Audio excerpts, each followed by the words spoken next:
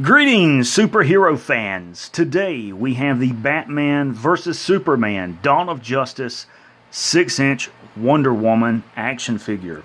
I'm really excited to have this figure and to bring you guys this review. Wonder Woman is one of my all-time favorite superheroes. I grew up watching Linda Carter portray Wonder Woman in the TV series, along with others like Spider-Man and Captain America. And just really excited to have a Wonder Woman collectible, but more so for the latest portrayal of the character in Batman vs. Superman. She's portrayed by Israeli actress and supermodel Gal Gadot, and I really believe that in this movie we see the most accurate portrayal of the character that has ever been shown before.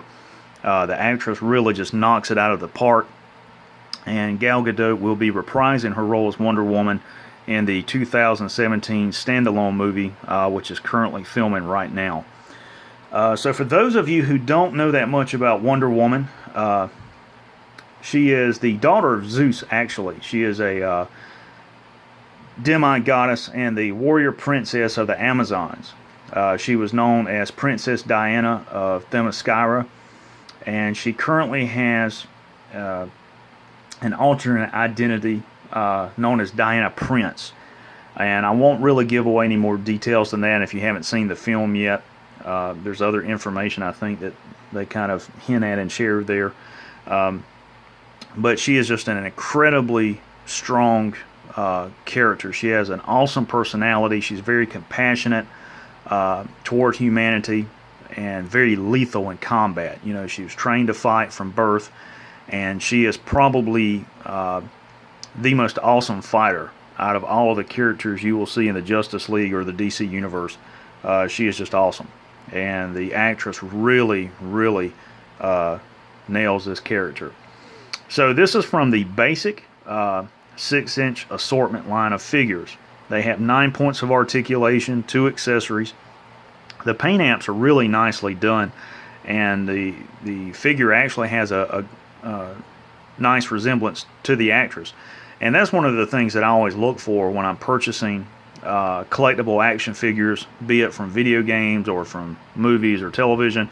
I like to see figures that are really detailed, articulated, have nice paint apps, and really bear resemblance to the actual actor or actress, or character,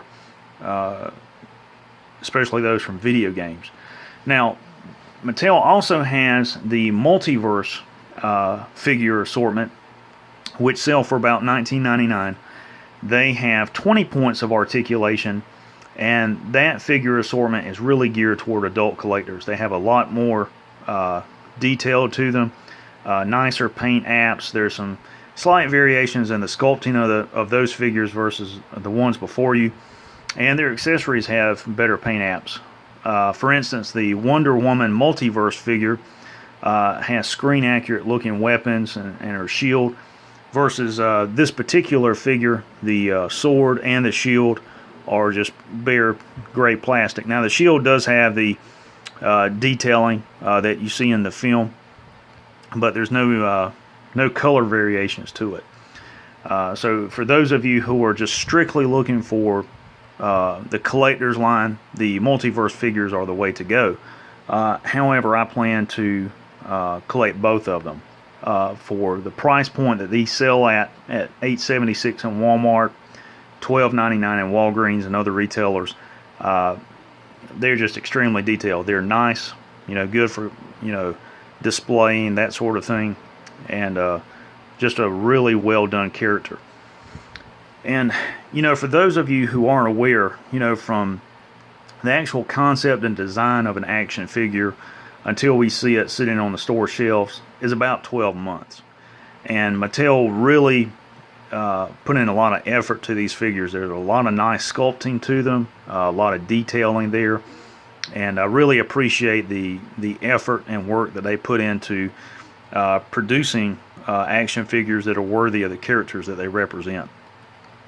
So let's go ahead and take a look at the actual figure. Of course, you see her broadsword in her right hand, and it just kind of snaps into place. Her shield over here is snapped onto her forearm, and I want to point out the two snaps right here. The one on the back is a little bit broader than this one, and that is so that it will snap into place on her forearm, and it's kind of loose. It will come off if you push it off with a very little bit of effort. She has a ball joint for her head, which doesn't have a lot of movement to it, and I really like the ball joints on the heads of my figures to be tight, so I'm not really going to move this one around that much. She has a shoulder joint here, double jointed elbow, no wrist joint.